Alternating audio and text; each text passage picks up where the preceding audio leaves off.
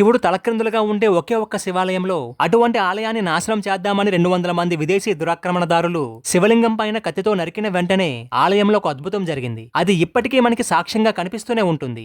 యనమదురు అనే చిత్రమైన శివక్షేత్రం ఉంది. అక్కడ శివుడు లింగ రూపంలో తల క్రిందకి పాదాలు పైకి పెట్టి పద్మాసనంలో ఉంటాడు. ఆ విగ్రహంలో మనం స్పష్టంగా నేలని తాకుతున్న శివుని శిరస్సును, ఆకాశం వైపు ఉన్న శివుని పాదాలు, ఆయన నాభి వేసుకున్న యజ్ఞోపవీతం స్పష్టంగా కనిపిస్తాయి. ఒకానొకప్పుడు రాక్షస సంహారం చెయ్యడానికి యమధర్మరాజు పార్వతీదేవిని ప్రార్థిస్తాడు. అమ్మా లోకజనని, నువ్వు వచ్చి యనమదుర్రు శివక్షేత్రంలో కూర్చో తల్లి, నువ్వు కూర్చుంటే చాలమ్మా రాక్షస సంహారం చేస్తానని చెప్పగానే వెంటనే అమ్మవారు శివుని వైపు చూడగా శివుడు అప్పటికే యోగనిష్టలో శీర్ష పద్మాసనం వేసుకొని తల క్రిందకి పాదాలు పైకి పెట్టి పద్మాసనం వేసుకుని ఉంటాడు. అప్పుడు అమ్మవారు దేవతల్ని ఉద్దేశించి, చప్పుడు చేయకండి, నా స్వామి యోగనిష్టలో ఉన్నాడు, ఆయన లేకుండా నేను ఎప్పుడు ఒక్కదాన్నే రావడమంటూ జరగదు అని చెప్తూ ఉండగానే అదే సమయంలో సుబ్రహ్మణ్యేశ్వర స్వామి చంటి పిల్లాడిగా ఉండి ఏడుస్తూ ఉంటే ఏడుస్తున్న సుబ్రహ్మణ్యేశ్వర స్వామిని ఒళ్ళో కూర్చోబెట్టుకుని తన స్తన్యమిస్తూ తలక్రిందులుగా యోగనిష్టలో ఉన్న శివుణ్ణి ఒక చిక్కం లాంటి సంచి దాంట్లో పెట్టుకుని శక్తి స్వరూపిణి అయిన అమ్మవారు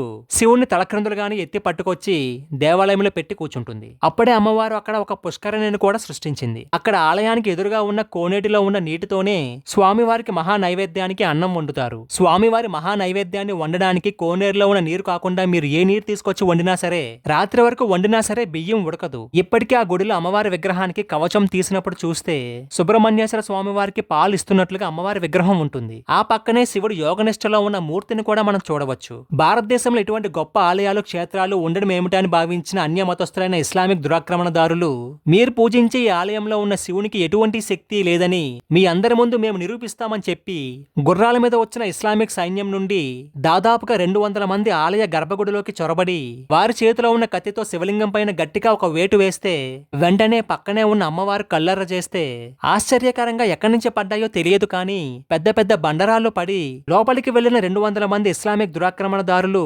అక్కడికక్కడే నుజ్జై చనిపోతారు. కానీ శివలింగానికి, అమ్మవారి విగ్రహానికి ఎటువంటి అపాయం కలగకుండా అలానే ఉంటాయి. మీరు ఎప్పటికీ శివలింగం యొక్క కవచం తీసి చూపించమంటే ఆలయ అధికారులు తీసి చూపిస్తారు. ఆ శివలింగం పైన ఉన్న కత్తిఘాటు ఇప్పటికీ మనకి కనిపిస్తుంది. అమ్మవారు ఇప్పటికీ శక్తి స్వరూపిణి అయి యనమదుర్రు గ్రామంలో ఉండి లోకాన్ని కాపాడుతూ ఉంటుంది. మన ఆలయాలు, మన క్షేత్రాలు, మన వైభవం, మన సంస్కృతి ఎంత గొప్పవో చెప్పేందుకు ఈ క్షేత్రం భీమవరం నుంచి 7 కిలోమీటర్ల దూరంలోనే ఉంది. ఈ ఆలయాన్ని దర్శించిన వారు ఎవరైనా ఉంటే కామెంట్లో తెలియజేయండి.